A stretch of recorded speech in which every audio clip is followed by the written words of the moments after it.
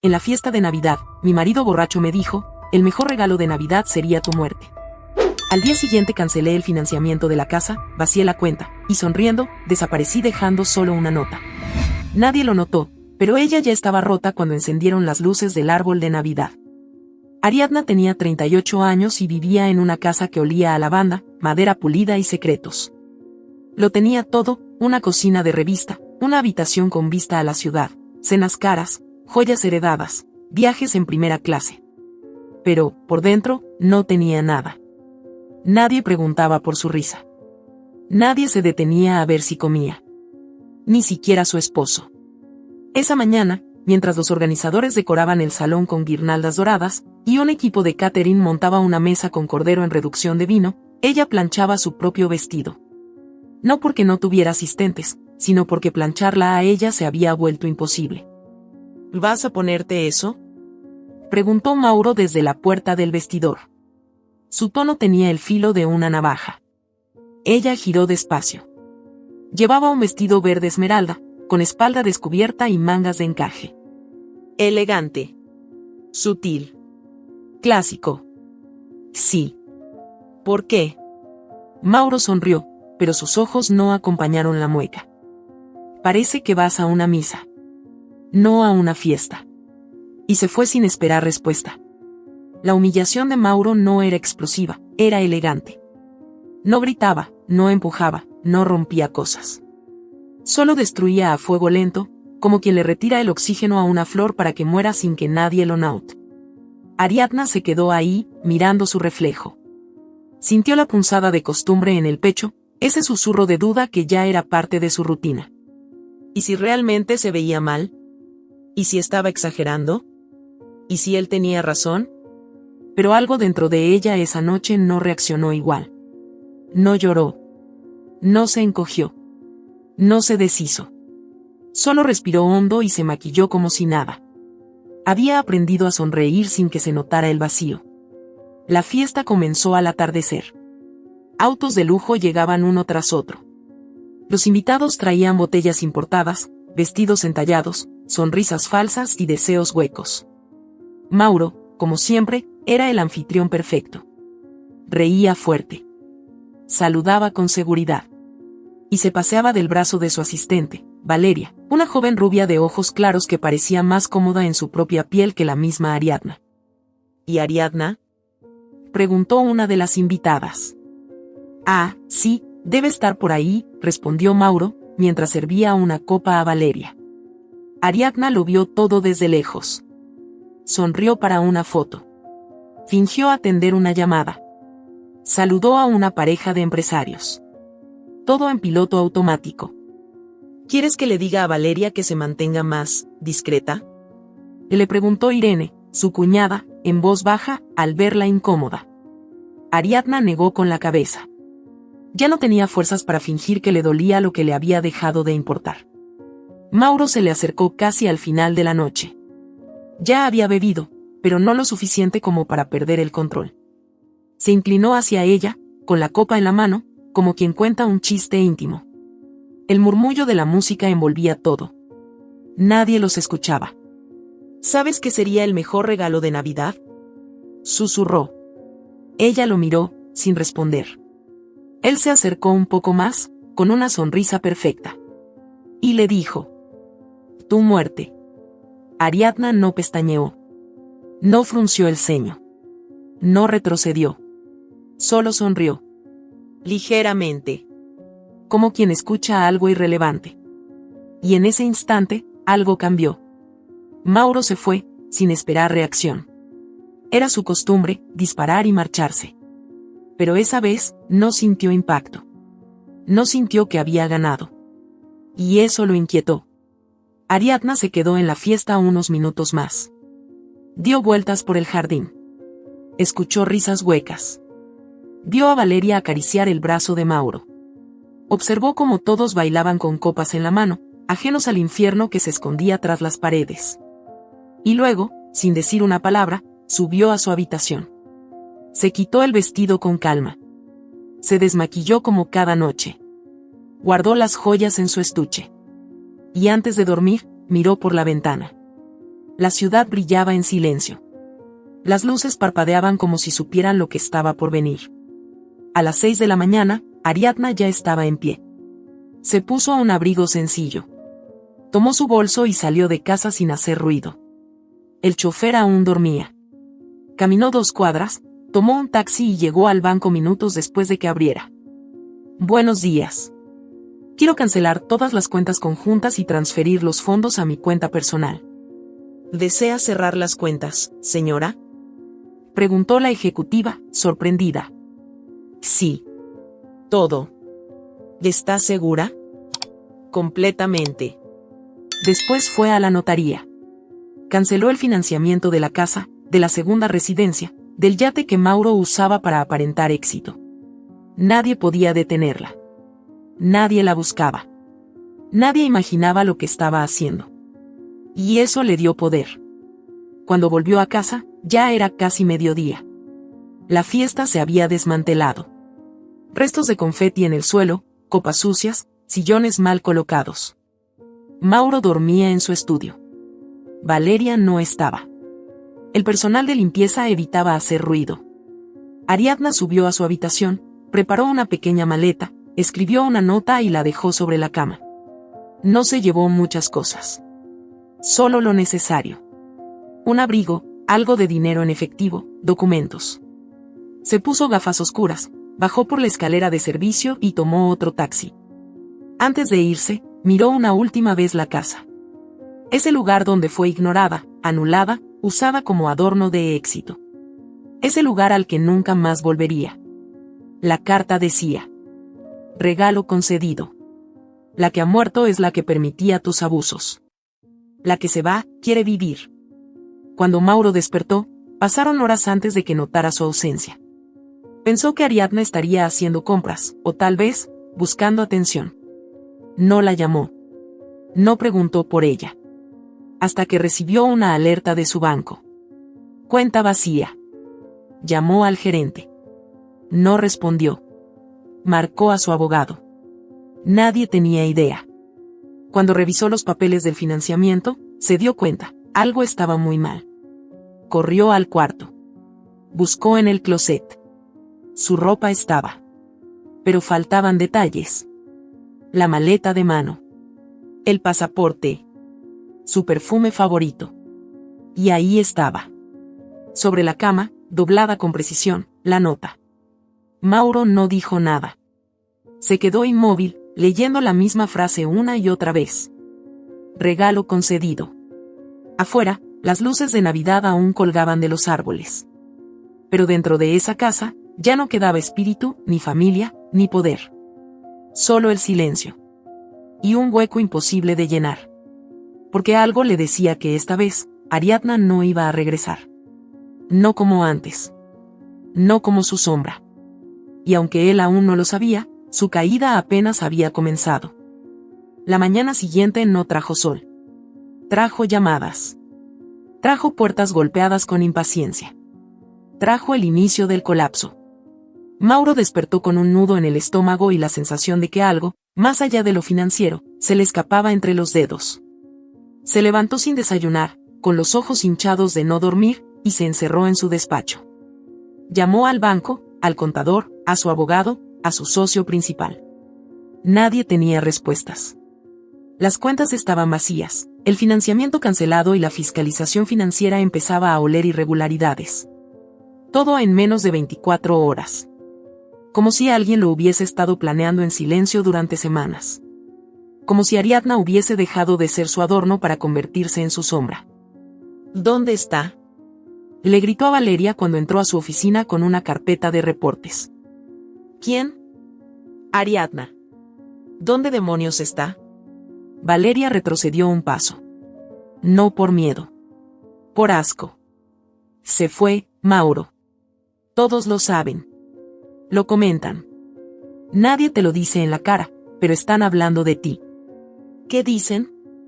Que la espantaste. Que la perdiste. Que te dejó porque no eres lo que aparentas. Mauro golpeó el escritorio con el puño. No estaba acostumbrado a no controlar el relato. Él siempre manejaba la narrativa. Pero esta vez, Había perdido la pluma. Y lo peor era que ni siquiera sabía cómo. Mientras él se desmoronaba en su burbuja de poder falso, Ariadna respiraba otro tipo de aire.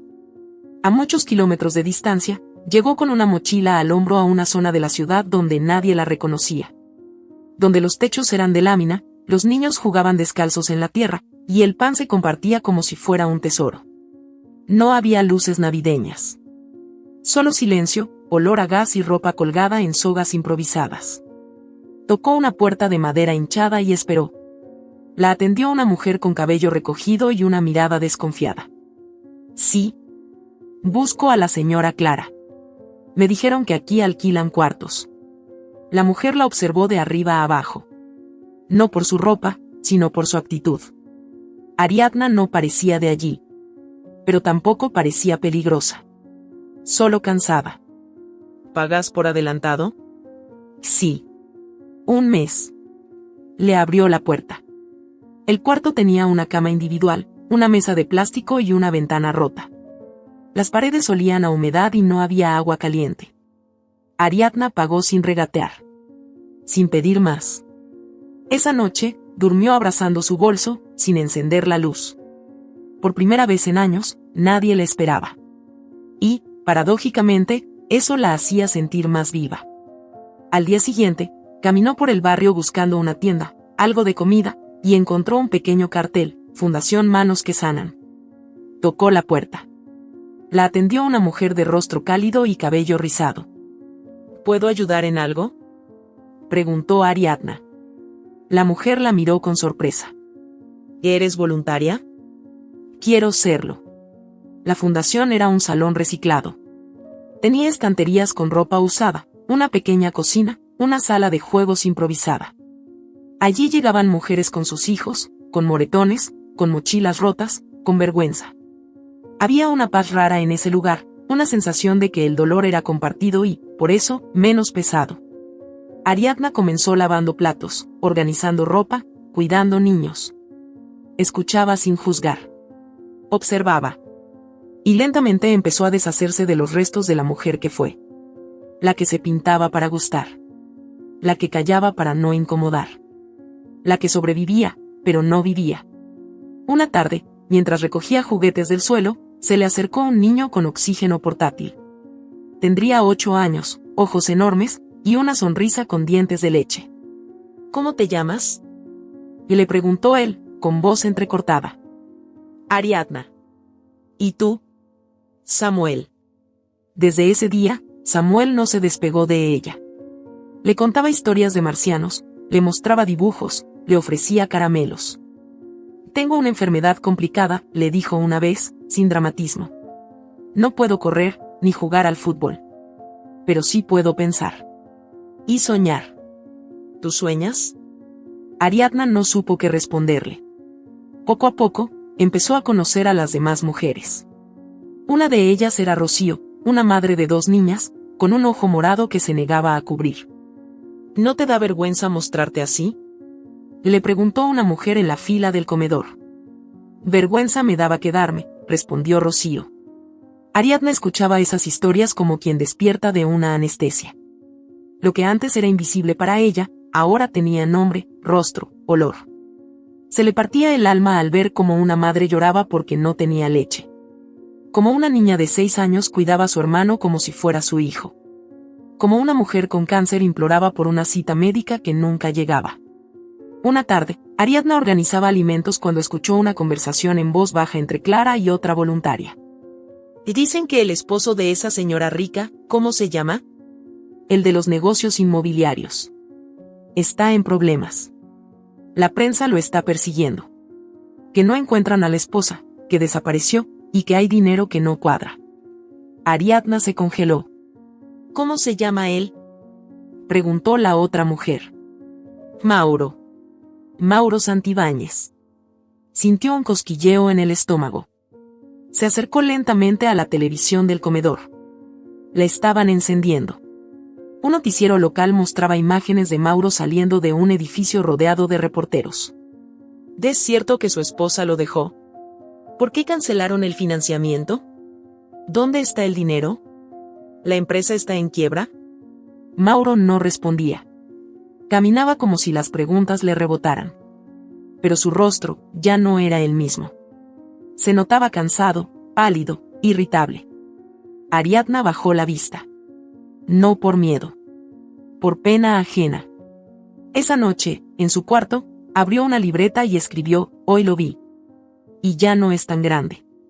Ni tan fuerte. Ni tan temido. Solo es un hombre vacío, buscando control en un mundo que ya no le pertenece. La fundación empezó a notar el cambio en Ariadna. Su sonrisa era más real. Su postura más firme. Tenía ideas, propuestas. Empezó a organizar charlas, a dar clases de cocina, a enseñar a escribir cartas formales. Tenía una voz. Y las otras mujeres comenzaron a escucharla. Rocío se le acercó un día, mientras doblaban ropa. Y no sé de dónde vienes, pero tú también estás escapando de algo, ¿verdad? Ariadna la miró. Estoy reconstruyéndome. Eso también es una forma de escapar, dijo Rocío, y se rieron. Samuel llegó con un dibujo. Mira, le dijo. Es un castillo, pero sin reyes malos. Solo una reina que sabe pelear con palabras. Ariadna lo abrazó. Pasaron semanas. Todo parecía encajar en un nuevo ritmo. Hasta que llegó una mujer nueva al refugio. Tenía el rostro demacrado, cabello rubio teñido, y los ojos llenos de vergüenza. Me llamo Valeria, dijo. Estoy aquí porque estoy sola. Ariadna tardó 5 segundos en reconocerla. La asistente. La sombra de Mauro. La mujer que se paseaba del brazo de su esposo mientras ella se quebraba por dentro. Valeria no la reconoció. El cabello de Ariadna era más oscuro. No usaba maquillaje. Su ropa era sencilla. Ariadna se quedó callada. Esa noche, Clara encendió la televisión. Un reportaje especial hablaba de Mauro. Una mujer ha declarado tener una hija de Mauro Santibáñez, la cual padece una enfermedad grave. El escándalo crece mientras el paradero de su esposa, Ariadna, sigue siendo desconocido. Ariadna tragó saliva. Valeria, desde la mesa del comedor, murmuró. Maldito Mauro. Siempre dijo que me ayudaría. Que Camila estaría bien. Que todo se arreglaría. Y ahora ni contesta. Samuel, que escuchaba en silencio, preguntó. ¿Tú también lo conocías? Valeria asintió. Mucho más de lo que debería haberlo conocido. Ariadna se levantó de la silla y salió al patio. Miró el cielo oscuro. Sintió el viento en la cara. La batalla apenas empezaba. Pero ella ya no era la misma. Y ahora, él tampoco tenía dónde esconderse. La prensa no dejaba de acosarlo. Los micrófonos lo esperaban en la puerta de cada edificio que pisaba. Las cámaras captaban cada gesto, cada suspiro forzado, cada mirada que intentaba parecer tranquila. Mauro se convirtió en un rostro incómodo para la televisión. Su sonrisa ya no convencía. Sus trajes caros se veían fuera de lugar, como si llevaran pegada la sociedad de algo mucho más profundo que el escándalo financiero. Él no podía permitir que el relato se desmoronara. Contrató un nuevo equipo de abogados y pagó una suma absurda a una agencia de reputación digital para limpiar su imagen. Las redes comenzaron a llenarse de publicaciones que hablaban de su dolor por la desaparición de Ariadna, de su incomprensión ante la situación, de su supuesto apoyo a organizaciones benéficas. Todo mentira. Todo fabricado. Todo parte de una campaña para seguir controlando la narrativa. Pero esta vez el público no compraba el cuento tan fácilmente. Ariadna observaba desde lejos. En el pequeño comedor de la fundación, cada noche, miraba la televisión junto a Clara, Rocío, Samuel y Valeria. Nadie sospechaba quién era en realidad. Su rostro, sin maquillaje y con el cabello recogido, no parecía el de la mujer de las revistas. Y eso la protegía. Valeria no hablaba mucho. Se mantenía ocupada lavando ropa, preparando comida, organizando medicinas. Pero una noche, cuando creía que nadie le escuchaba, rompió su silencio. No puedo más, dijo de repente, mientras limpiaba una mesa. Siento que estoy explotando por dentro. Clara la miró con curiosidad. ¿Qué te pasa? Camila está peor, respondió con voz quebrada. No tengo dinero para pagar los tratamientos. Mauro no responde mis mensajes. No contesta llamadas. Solo me manda abogados. Dice que lo va a resolver, pero no hace nada. Yo no quería que esto se supiera, pero ya está en los medios. Ya todos saben que tengo una hija con él. Las demás mujeres se miraron entre sí. Ariadna no dijo nada, pero su pecho ardía. ¿Tienes una hija con Mauro Santibáñez? Preguntó Rocío, sin disimular su sorpresa. Sí. La tuve cuando trabajaba con él. Yo era joven, tonta, me prometió muchas cosas. Que iba a dejar a su esposa, que íbamos a viajar, que todo era amor real. Yo le creí. Luego quedé embarazada. Me dijo que me apoyaría, que mantuviera todo en secreto, que lo haría bien. Y así lo hice. Camila creció sin saber quién era su padre. Ahora está enferma. Y él solo se esconde. Como si todo esto fuera un inconveniente para su agenda. ¿Qué tiene la niña? Preguntó Ariadna, sin mirarla directamente. Leucemia. Es agresiva. Ya perdió el cabello. Está agotada. Yo no sé cómo seguir. La sala quedó en silencio. Solo se oía el goteo de una llave mal cerrada.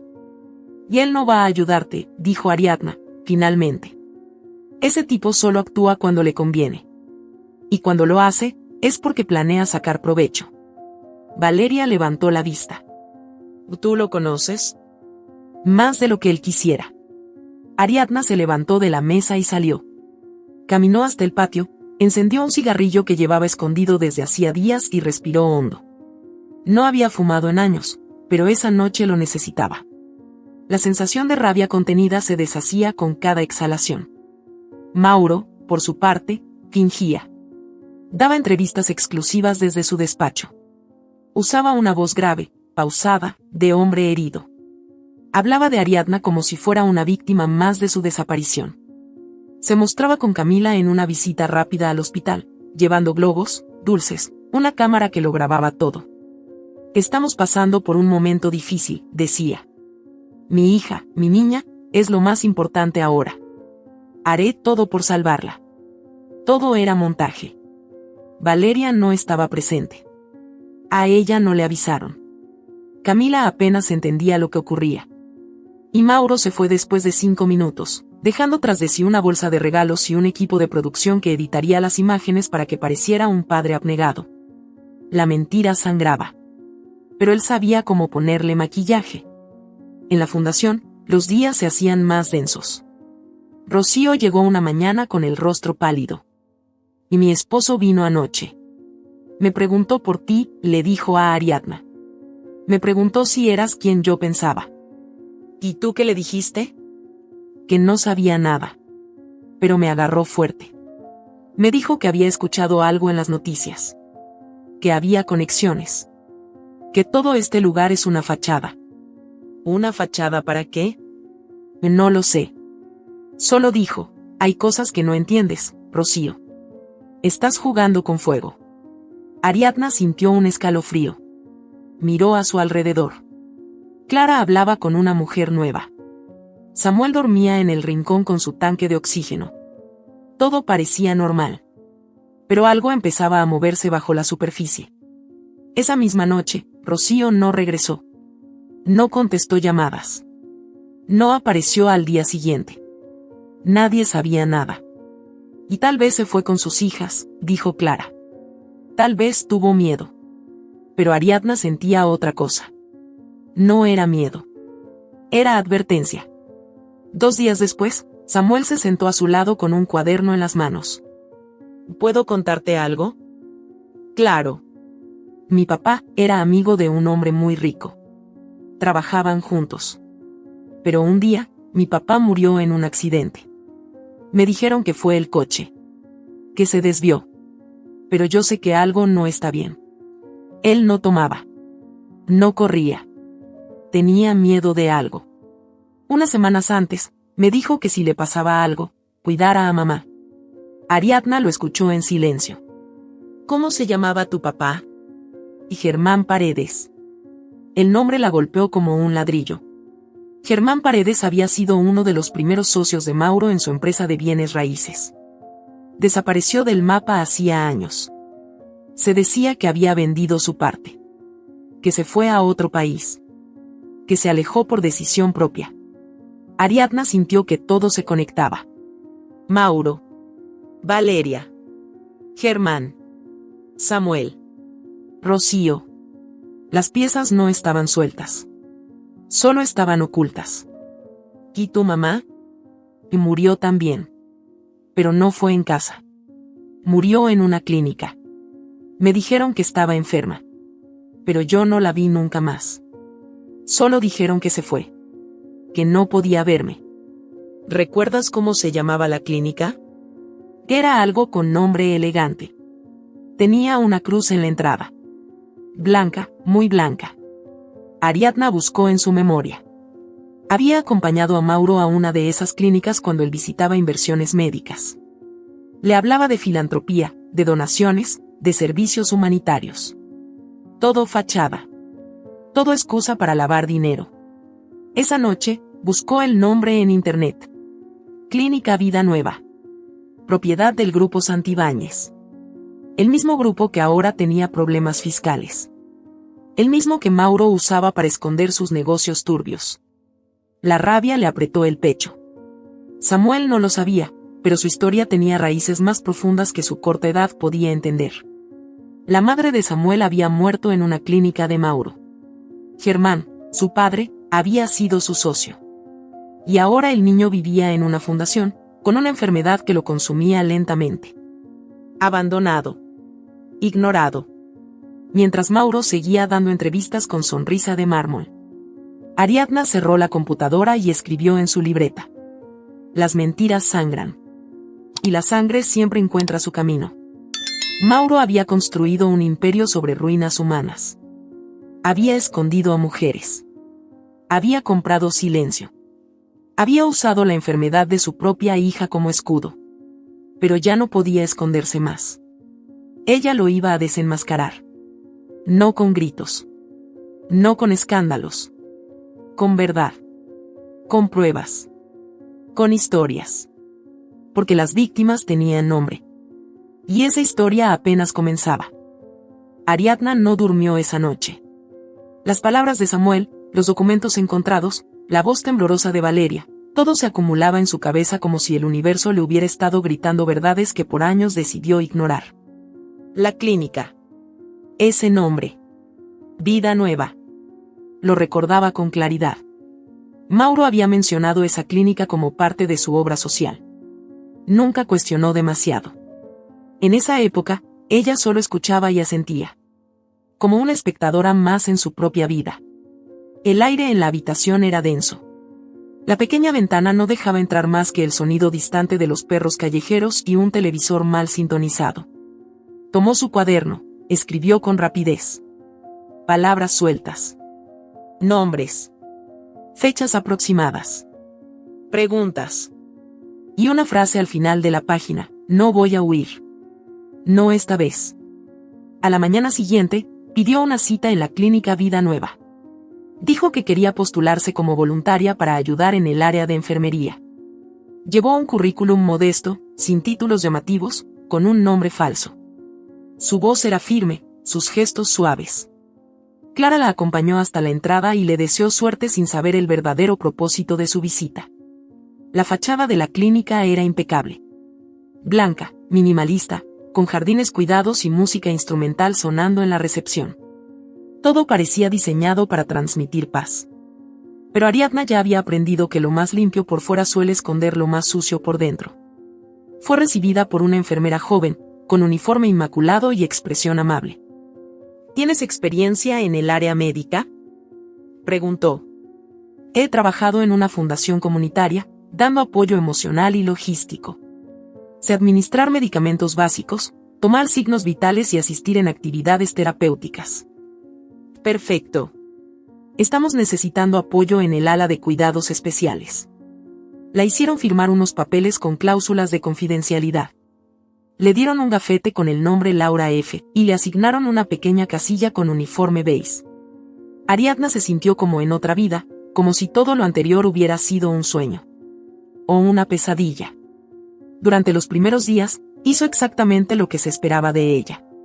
Sonreía. Asistía en tareas menores. Llevaba bandejas con comida. Ayudaba a pacientes a caminar por los pasillos. Y en silencio, observaba.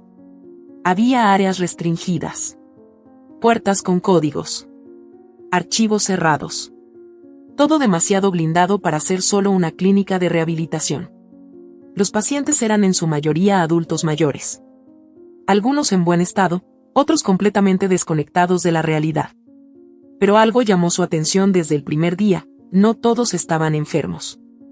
Algunos parecían perfectamente lúcidos, pero sedados. Como si alguien los mantuviera en pausa. A la semana, Ariadna se hizo amiga de una enfermera llamada Beatriz. Una mujer mayor, amable, de caminar lento y voz baja. ¿Sabes cuántos pacientes llevan aquí más de 10 años? Le susurró en un pasillo. ¿10 años? Preguntó Ariadna, fingiendo sorpresa. O más. Algunos no tienen familia. Otros, bueno, otros sí tienen, pero no quieren que salgan. A veces se deshacen de ellos por dinero, herencias, problemas legales. Y aquí están. Como si nunca hubieran existido. Esa noche, Ariadna se sentó en la cama de su cuarto en la clínica.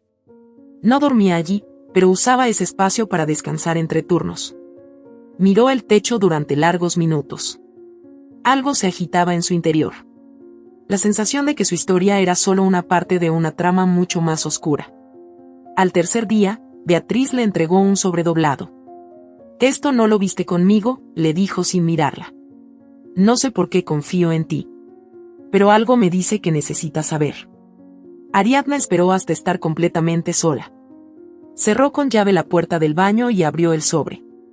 Dentro, había una hoja amarillenta, fotocopiada, con un nombre que la hizo temblar. Leonor Gutiérrez de Santibáñez. Su madre. Estaba viva.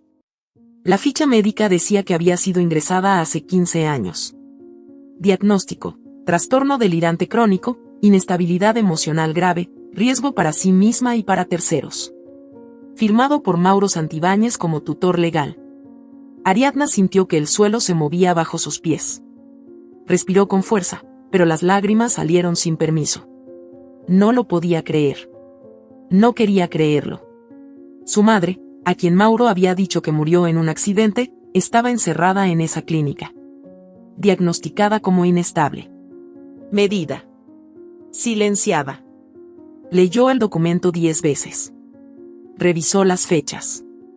Coincidía con el año en que su padre murió y Mauro tomó control total de la empresa familiar.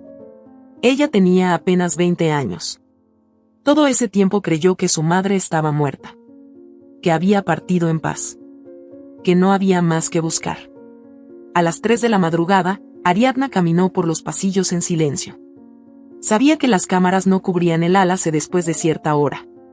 Beatriz le había dicho que el sistema era viejo, que nadie revisaba las grabaciones si no había incidentes. Entró al ala restringida con una tarjeta que había tomado del llavero de un médico. Sus pasos eran livianos, pero su corazón golpeaba como si quisiera escapar de su pecho. Buscó habitación por habitación hasta encontrarla. Habitación 218. Abrió la puerta lentamente. La luz de una lámpara tenue reveló una figura delgada, de cabello gris, sentada en una silla junto a la ventana. Miraba hacia afuera, sin moverse. No llevaba bata. Su ropa era simple, pero limpia. Sus manos reposaban sobre el regazo. Ariadna se acercó sin decir palabra. La mujer giró el rostro con lentitud. Sus ojos estaban claros, vivos, llenos de algo que no supo identificar. Cuando la vio, no dijo nada. Solo la miró. «Mamá», susurró Ariadna, apenas audible. La mujer parpadeó. Un movimiento sutil. Nada más. ¿Y eres tú?, preguntó Leonor, con voz seca. Sí.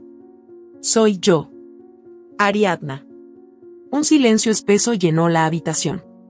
Sabía que vendrías. Tarde o temprano. Él no pudo esconderlo todo. Ariadna cayó de rodillas junto a ella. Le tomó las manos. Lloró en silencio. Me dijeron que habías muerto. Mauro me dijo que estabas en un coche, que fue instantáneo. Leonor apretó su mano. Mauro es una víbora disfrazada de esposo. Me internó aquí con documentos falsos. Dijo que era por mi salud mental. Que estaba paranoica. Que veía cosas. Pero yo solo hice una cosa, decirle que sabía lo que estaba haciendo con tu padre, con la empresa, con las cuentas. Y me encerró. Ariadna no podía dejar de llorar. No eran lágrimas suaves. Eran golpes, relámpagos que salían de adentro. Yo nunca supe. No pregunté. No vi. Era una niña. Confiaba en él. No es tu culpa. Es la suya. Por mentir. Por manipular. Por robarte la verdad. Estuvieron abrazadas durante varios minutos. Sin palabras. El tiempo no se podía recuperar. Pero había algo más fuerte que eso, la certeza de que no todo estaba perdido. Antes de irse, Ariadna le prometió que volvería. Que la sacaría de allí. Que la historia no iba a terminar con silencio. Al día siguiente, pidió una semana de licencia en la clínica. Dijo que tenía una emergencia familiar. Nadie preguntó más. Salió con el rostro limpio, sin lágrimas, pero con la furia ordenada dentro del pecho. Regresó a la fundación. Abrazó a Samuel. Buscó a Clara. Observó a Valeria sin decir nada. Ya no era la misma. Esa noche, escribió en su cuaderno. Mauro no se robó solo mi dinero. Me robó a mi madre. Me robó años de amor. Y usó su fundación como laboratorio. Experimentó con cuerpos vulnerables. Con gente sin voz. Yo voy a hablar. Yo voy a gritar. No con violencia. Con verdad. Y esta vez, el mundo sí va a escuchar. La guerra había comenzado. Y Ariadna ya no tenía miedo. No era venganza lo que la impulsaba. Era justicia. Y no una justicia abstracta, de tribunales y códigos. Era justicia real, hecha con la verdad de los olvidados. Los que no salían en las noticias. Los que no tenían apellidos sonoros ni abogados en agenda. Por primera vez en su vida, Ariadna no quería esconderse. Quería exponerse. Pero no aún. No sin pruebas. Durante semanas, se dedicó a recolectar todo lo que pudiera servir. Volvió a la clínica, esta vez con un nuevo propósito, documentar. Con ayuda de Beatriz, la enfermera que la había introducido en los secretos del lugar, logró entrar al archivo físico de pacientes. Un sótano oculto tras una puerta sin identificación, donde dormían miles de carpetas médicas, fichas de ingreso, informes de tratamientos y documentos con firmas que se repetían demasiado seguido. Beatriz solo le dio 10 minutos. No más. Ariadna tomó fotos con su teléfono viejo, sabiendo que cada imagen podía significar una vida silenciada. Encontró nombres de mujeres desaparecidas, niños sin historial familiar, pruebas médicas que nunca debieron haberse realizado, dosis de fármacos experimentales, lo más escalofriante, contratos firmados por supuestos familiares autorizando los procedimientos. Todo bajo el sello de la Fundación Santibáñez. Una noche, de regreso en su cuarto en la fundación, abrió una carpeta que llevaba días evitando. El expediente completo de su madre. Fotografías incluidas. Firmas de médicos que nunca conoció. Informes psiquiátricos tan manipulados que resultaban grotescos. Leonor no estaba enferma. Solo era incómoda. La siguiente fase fue más compleja. Ariadna empezó a grabar testimonios. A escondidas. Usando una pequeña grabadora oculta en su bolso. Las entrevistas eran íntimas. Dolorosas. Algunas mujeres hablaban por primera vez en años. Otras solo aceptaban hacerlo si sus nombres no eran revelados. Valeria fue una de las primeras en hablar. Mauro me pidió abortar cuando le dije que estaba embarazada. Me ofreció dinero. Dijo que no quería escándalos. Cuando me negué, me aisló. Me quitó el trabajo. Me dejó sin nada. Lo único que aceptó fue pagar una clínica para el parto, y hacerme firmar un acuerdo de silencio. ¿Sabías lo que hacía con la fundación? Sabía que algo no cuadraba. Entraban personas sin nombre. Salían menos de las que entraban. Vi niños con medicamentos que no estaban aprobados. Mujeres con efectos secundarios severos. Pero yo me callé. Tenía miedo. Y tenía una hija que mantener. Rocío también dejó su testimonio. Había vuelto a la fundación luego de desaparecer varios días. Tenía marcas en los brazos. Ojos apagados. Pero volvió decidida. Mi esposo trabajaba con uno de los laboratorios que usaban las clínicas de Mauro. Descubrió irregularidades. Cuando lo enfrentó, lo despidieron. A mí me golpearon para silenciarme.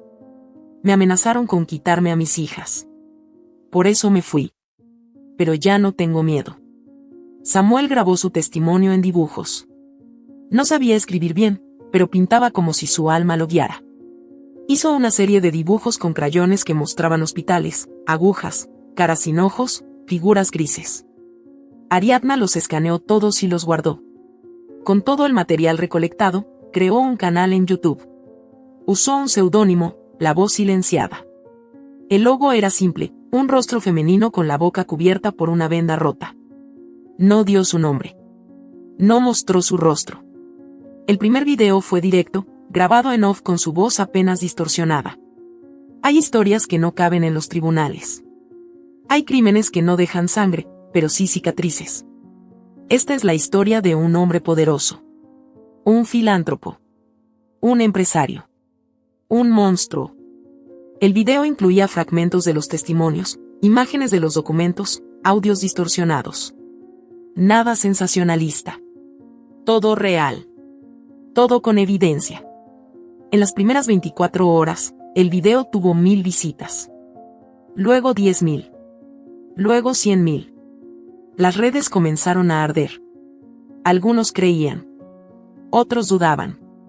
Pero todos hablaban. Y eso era lo importante. Publicó un segundo video. Luego un tercero. En uno de ellos, mostraba por primera vez el nombre, Mauro Santibáñez. Sin filtros. Sin protección. Fue cuestión de tiempo para que los medios se interesaran. Primero los alternativos. Luego los grandes. Hasta que una periodista de investigación, conocida por destapar redes de corrupción, le escribió un correo directo. Quiero hablar contigo. Tengo más piezas. Y tú tienes la historia que todos deben escuchar. Su nombre era Daniela Ramírez. Tenía 42 años, una reputación intachable y varios enemigos en el gobierno. Se reunieron en un café en las afueras de la ciudad. Ariadna fue con una peluca y lentes oscuros. Aún no estaba lista para mostrar su cara. Te seguí la pista desde el segundo video, dijo Daniela. Lo que estás haciendo es más grande de lo que crees. No es solo Mauro. Hay políticos. Jueces. Empresarios. Este hombre tiene tentáculos en todas partes. Pero también tiene grietas. Y tú encontraste una. Quiero sacarlo todo a la luz. Pero con cuidado. No quiero hacerme famosa. Quiero que las víctimas hablen. Que se escuche lo que intentaron callar. Y entonces hagámoslo juntas. Tú me das acceso a lo que tienes. Yo me encargo del resto. Y te propongo algo más, un documental. Completo. Crudo. Real. Pero esta vez, con tu rostro. Tu nombre. Tu historia. Ariadna bajó la mirada. No sé si estoy lista. Y nadie lo está. Pero si no lo haces tú, lo harán ellos. Y contarán tu historia como les convenga. Tú tienes el control ahora. No lo sueltes. Mauro comenzó a sentir el golpe. Los contratos empezaron a caerse. Inversionistas retiraron su dinero. La prensa dejó de tratarlo como filántropo y empezó a investigarlo como sospechoso. Una cadena internacional canceló su participación en un evento. 2 empresas rompieron acuerdos millonarios. Uno de sus socios, temiendo ser arrastrado en la caída, lo denunció por falsificación de firmas. Otro desapareció del país. Valeria, al ver que ya no tenía nada que perder, decidió dar la cara. Grabó un video desde la fundación, con Camila a su lado. Soy Valeria López. Fui pareja de Mauro Santibáñez. Nuestra hija está enferma. Él la usó para limpiar su imagen. Y luego desapareció. No paga sus tratamientos. No llama. No pregunta. Este es el hombre que dice amar a su familia. El video se viralizó en cuestión de horas. Camila, pálida y sin cabello, se convirtió en un símbolo de la injusticia. Miles de personas donaron para sus medicinas. Programas de televisión la invitaron. Una fundación internacional ofreció apoyo. Y Ariadna seguía esperando. Sabía que su momento estaba cerca. Esa noche, Daniela la llamó por videollamada. No hubo introducción. Solo una pregunta. ¿Estás lista? Ariadna la miró fijamente. Respiró hondo. Y dijo: vamos a hacerlo. Quiero contar mi historia. Completa. Con nombre. Con rostro. Sin miedo. Daniela sonrió. El despertar de la voz silenciada ya no tenía vuelta atrás.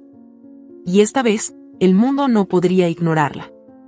El documental se tituló El silencio de las ricas, un nombre irónico, potente, diseñado para quebrar la imagen inmaculada de quienes usan el poder para tapar crímenes bajo donaciones y fundaciones benéficas. Fue estrenado en una plataforma internacional, pero también subido de forma libre en YouTube. No había publicidad. No había patrocinadores.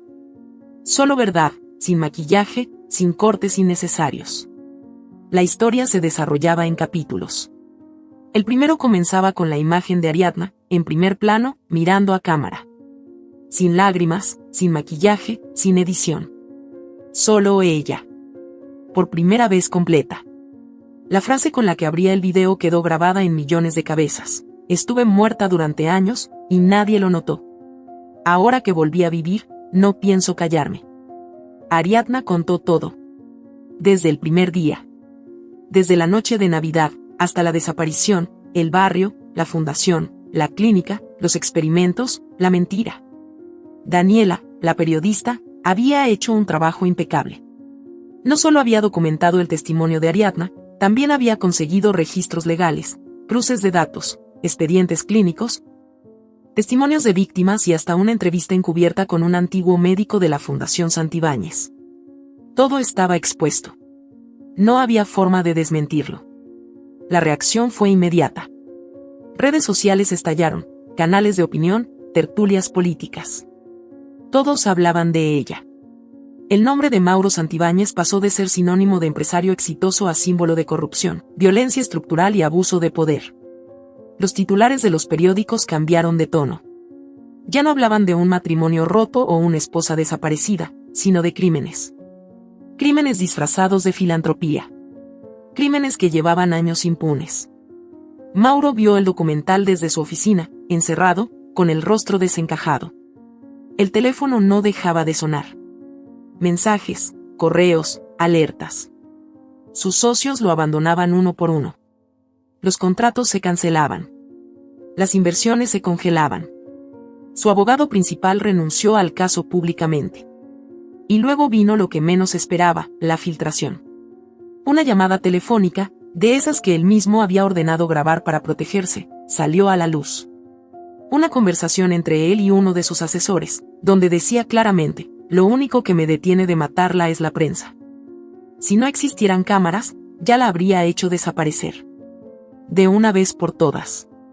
La llamada fue difundida por todos los noticieros. El escándalo dejó de ser solo legal. Se volvió moral. Se volvió social. Mauro intentó huir del país. Subió a un avión privado, con destino a un país sin tratado de extradición. No llegó. Fue detenido antes de despegar. La imagen de su arresto recorrió el mundo. Lo bajaron del avión esposado, sin corbata, sin poder. Por primera vez, no pudo fingir.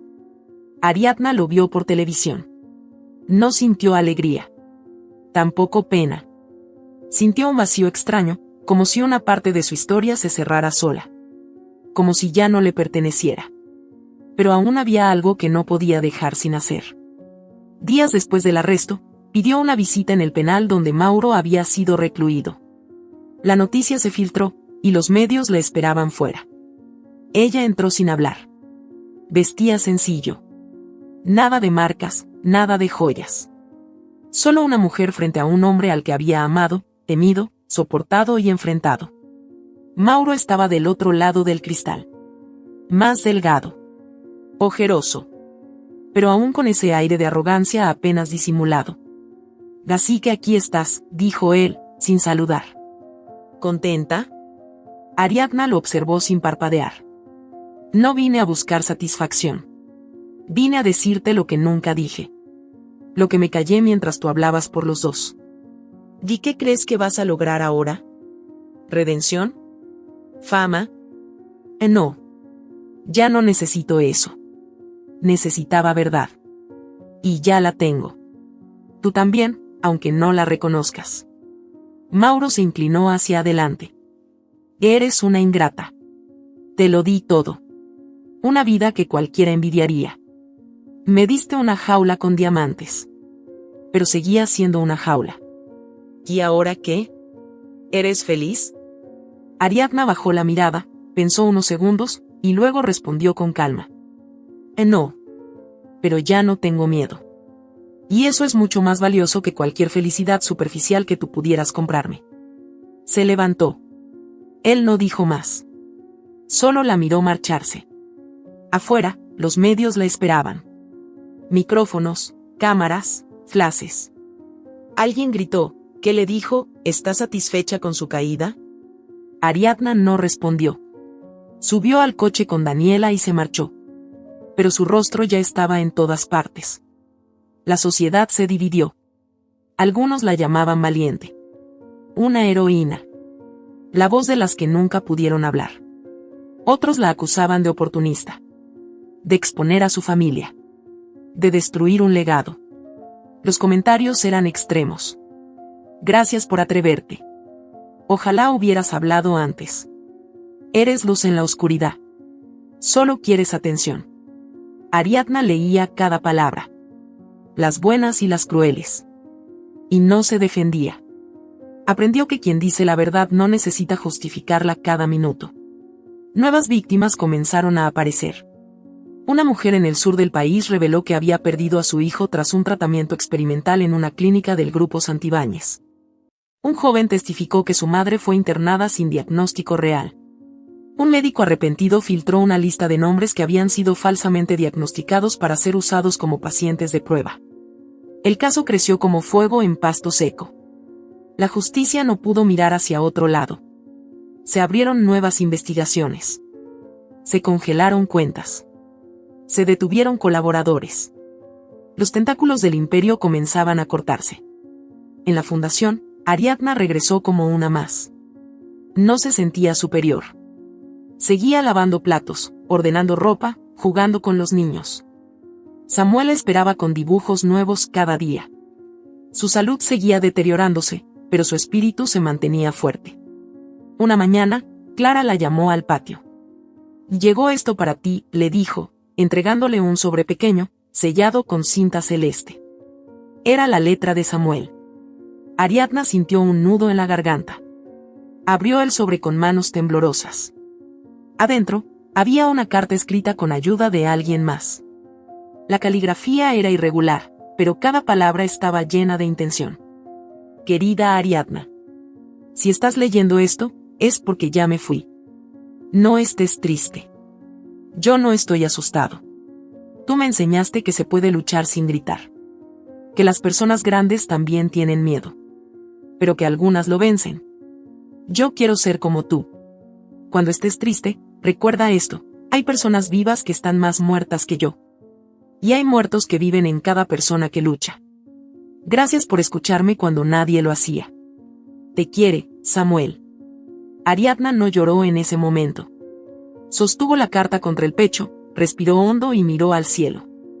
Esa noche, sola en su cuarto, lloró sin freno.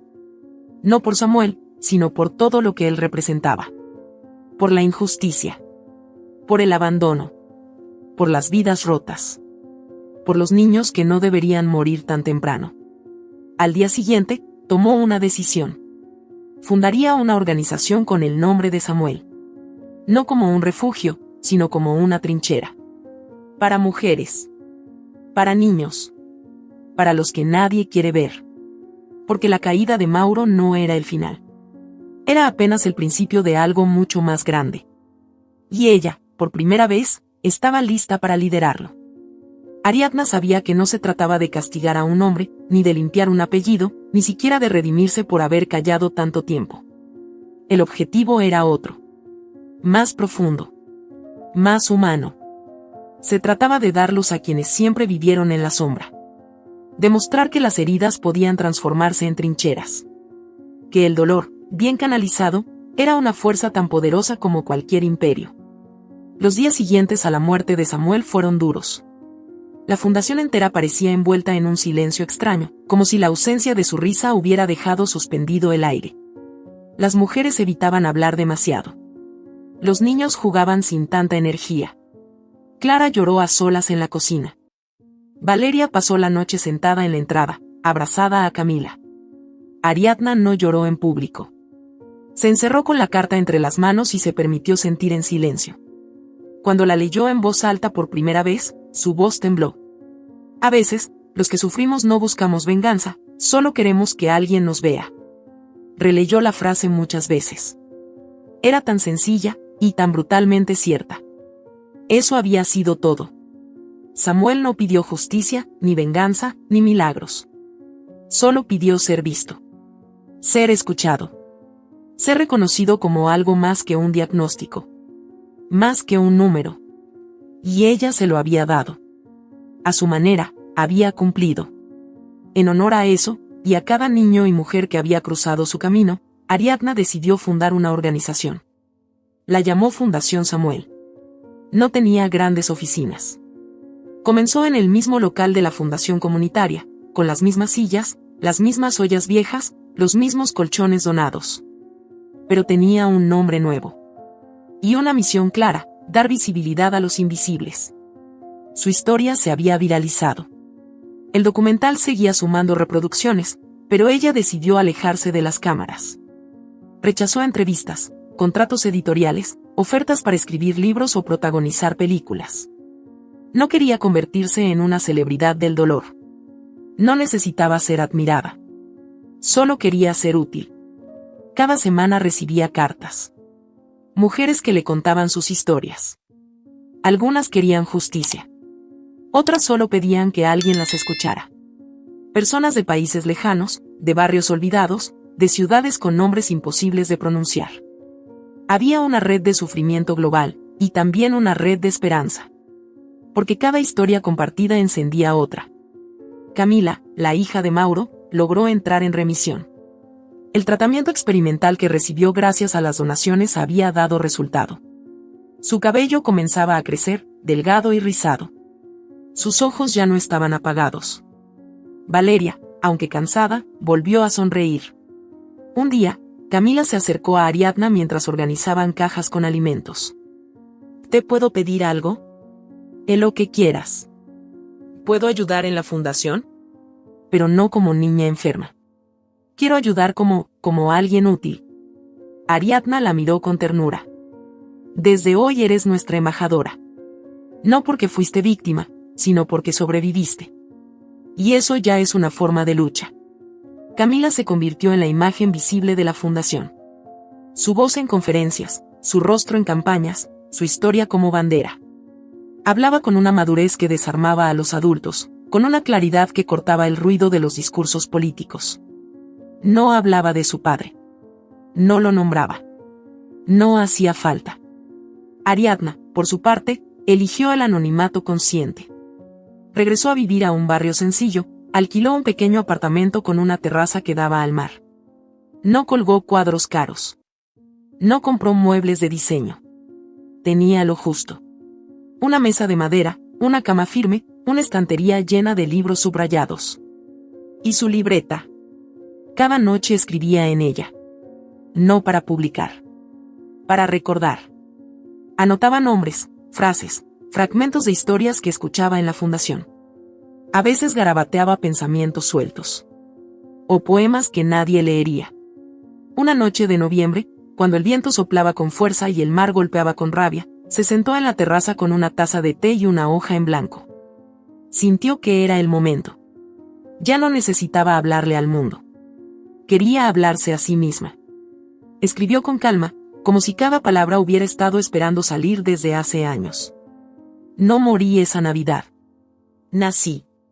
Y nunca más volveré a callar. La frase le hizo cerrar los ojos. La sintió en el pecho, en la garganta, en la piel. Era la verdad.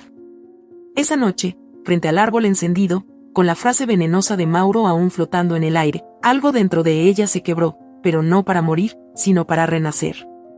No era la misma. No volvería a hacerlo. Guardó la hoja en su libreta. Se recostó en la silla y miró el cielo, sin estrellas, pero con una luna que parecía más presente que nunca. Días después, volvió a la clínica Vida Nueva. No como paciente. No como infiltrada. Fue con un abogado, con una orden legal, con una solicitud de liberación firmada por un juez. Leonor, su madre, fue recibida por ella en la entrada. Estaba vestida de blanco. El mismo color con el que Mauro la había sepultado en vida. Pero sus ojos ya no tenían resignación. Tenían memoria. ¿Es real esta vez? Preguntó Leonor. Sí, mamá. Es real. Nadie más va a decidir por ti. La abrazó con fuerza. El abrazo que les robaron durante 15 años. Ninguna de las dos dijo más. No hacía falta. Instalaron a Leonor en una pequeña casa, cerca de la playa. Era discreta, tranquila. Con un jardín donde ella podía plantar flores, como le gustaba cuando Ariadna era niña. Cada semana recibía la visita de Camila, de Valeria, de Clara. A veces se sentaba con los niños de la fundación a contar historias inventadas. Otras simplemente tejía en silencio. Como si estuviera remendando los hilos del tiempo. El juicio contra Mauro se alargó. Su defensa intentó declararlo mentalmente inestable. No funcionó. Las pruebas eran muchas. Los testimonios abrumadores. Fue condenado a 32 años de prisión por delitos de fraude, experimentación médica ilegal, abuso de poder y tentativa de homicidio. Durante la sentencia, Ariadna no asistió. Lo vio por televisión, desde su sala, con una manta sobre las piernas y un cuaderno en las manos. Cuando el juez leyó la pena, cerró los ojos y susurró una palabra: basta. Era el final de una historia. Y el comienzo de otra. Pasaron los meses. La fundación creció. Recibió apoyo internacional. Se abrieron nuevas sedes. Se formaron alianzas con organizaciones de derechos humanos, centros de salud, universidades. Pero Ariadna se mantuvo en su lugar. No quería ser directora. Ni símbolo. Ni figura pública. Quería seguir entre la gente. Escuchando. Tocando el dolor sin miedo. Sembrando silencios que dieran fruto. En una carta que escribió a modo de cierre, dirigida a nadie en particular, dejó sus últimas palabras públicas. Daniela la leyó en un evento de la fundación. La voz de la periodista tembló por momentos, pero no se quebró. Todos tenemos una historia que duele. Algunos la esconden. Otros la gritan. Yo aprendí a caminar con la mía. Me dijeron que era débil por sentir tanto. Que era dramática por no callar. Que era ingrata por señalar. Pero no nací para adornar la mentira. Nací para desenterrar la verdad. A quienes hoy están sufriendo en silencio, solo quiero decirles esto: no estás sola. Y aunque nadie más te escuche, escúchate tú. Tu historia importa. Tu dolor importa. Tu vida importa. El silencio no es paz. Es solo miedo disfrazado. Y tú no fuiste creada para temer. Fuiste creada para brillar, aunque duela. Ariadna no fue a ese evento. Estaba en casa, sentada frente al mar, escribiendo otra carta. Esta vez, para Samuel. Te prometí que seguiría. Y aquí estoy. A veces me siento cansada. A veces quiero dejarlo todo. Pero entonces recuerdo tu risa. Tus dibujos. Tu mirada llena de preguntas. Y me levanto. Porque aún quedan muchos que necesitan ser vistos. Y yo, aún tengo mucho por ver. El mar rugía frente a ella. El mismo mar que había visto cuando escapó. El mismo que ahora la recibía sin miedo. Cerró la libreta. Se quedó en silencio. Y sonrió. No era felicidad. Era libertad. ¿Qué te ha parecido esta historia?